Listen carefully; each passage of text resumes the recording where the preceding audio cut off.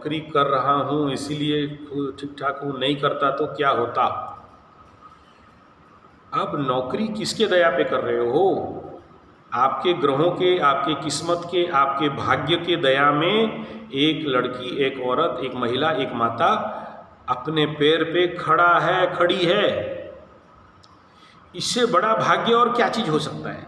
लोग तो पैसा पैसा के लिए मोहताज होते हैं। आप वर्किंग लेडी हो, आपका कोई चिंता नहीं है, लेकिन जो अनवर्किंग लेडी है 2 रुपया के लिए पति को बोले पैसा दे, गुपचुप खाना है, गोलगप्पा खाना है, पैसा दे, समझ में आ रहा है, सोना खरीदना है, पैसा दे, भिखमंगा बन के रहते हैं। उनको लाख समझाओ स्वावलंबी बनो, बनते नहीं हैं। आप तो वर्किंग लेडी हो, बोलते मैं कैसे भाग लेके जन्म हुआ हूँ।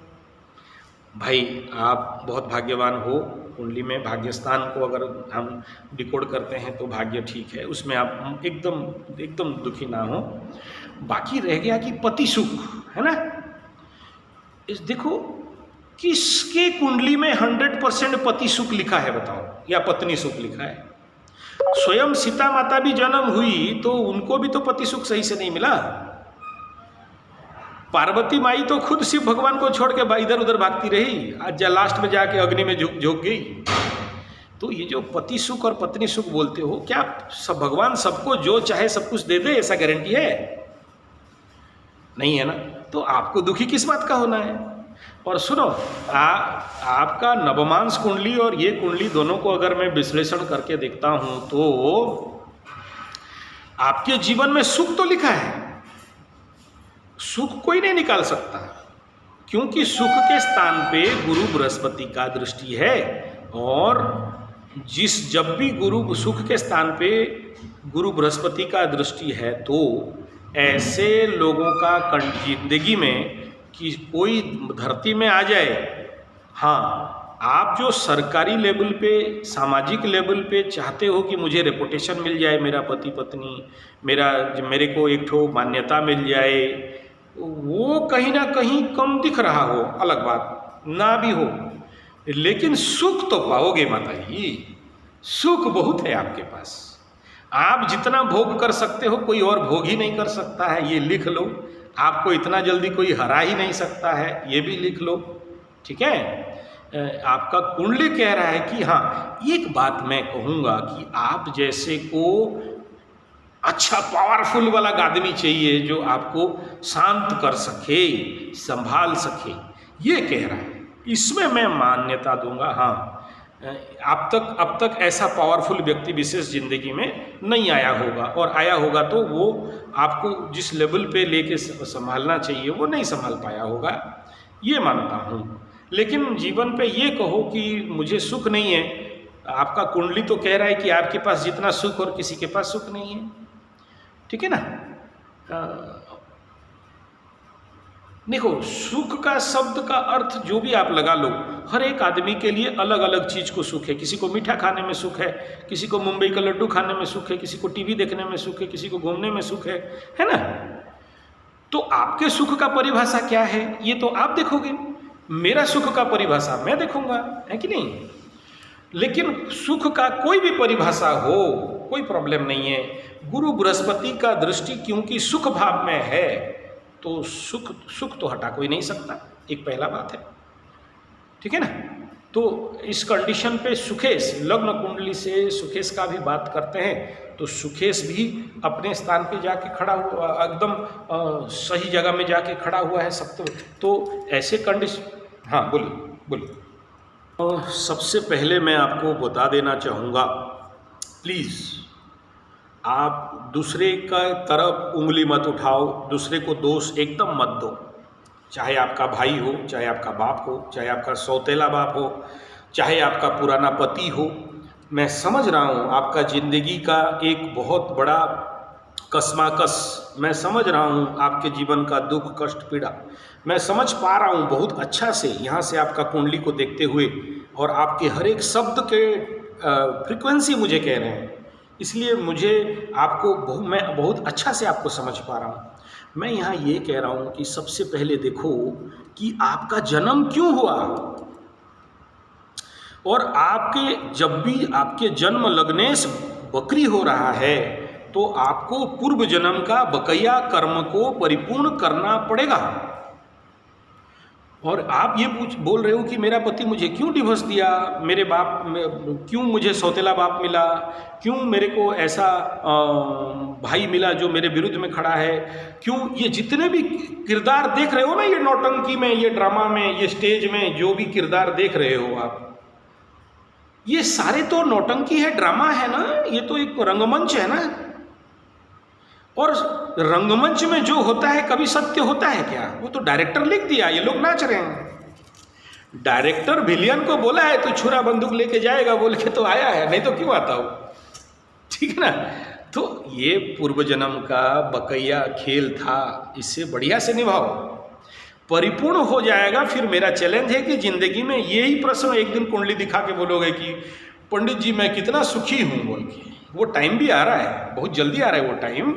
ये सारे प्रश्न आपके ज़िंदगी के, ये सारे दुख बहुत कम दिन में भाग जाने वाले हैं। एक तरफ मकर राशि का 7.5 खत्म हो रहा है और एक तरफ आपका मतलब ग्रांड दशा अंतरदशा शुरू हो रहा है। तो दोनों ये कह रहे हैं कि हो सकता है भले देर हो, 1-1.5 साल देर लगे, लेकिन आपके ज़िंदगी में ये सारे दुख कष्ट पीड़ा बहुत जल्द दूर होने वाले हैं। ठीक है। हाँ, लेकिन सिंह राशि के साथ आपका जो प्रेम संपर्क, विवाह संपर्क या जो भी कह रहे हो, वो दर्द दुख कष्ट पीड़ा मैं तो 30 साल तक देखा हूँ लोगों के ज़िंदगी से गया नहीं, तो आपके ज़िंदगी से चला जाएगा मैं कैसे कहूँगा बताओ? कितना पूजा पाठ करके देख लो, वो नहीं जाता है। ठीक है। वो मतलब देखो, एक बढ़िया बात बता रहा हूँ, अगर आपको समझ में आ जाए तो समझ जाना। इसे पीड़ा समझते हो तो पीड़ा है, और इसे अगर आप प्रायश्चित समझते हो तो फिर आपके जीवन वारे न्यारे है, कल्याण वर्ण है। आप अगर इतना दुर्बल होती तो मैं इस प्रकार बात नहीं करता, मैं कुछ अलग प्रकार का बात करता। मतलब मैं आपको बहलाता फुसलाता और नरम दिल वाला बात करता, लेकिन आपका कुंडली कह रहा है you are so strong, you are so मजबूत। ठीक है।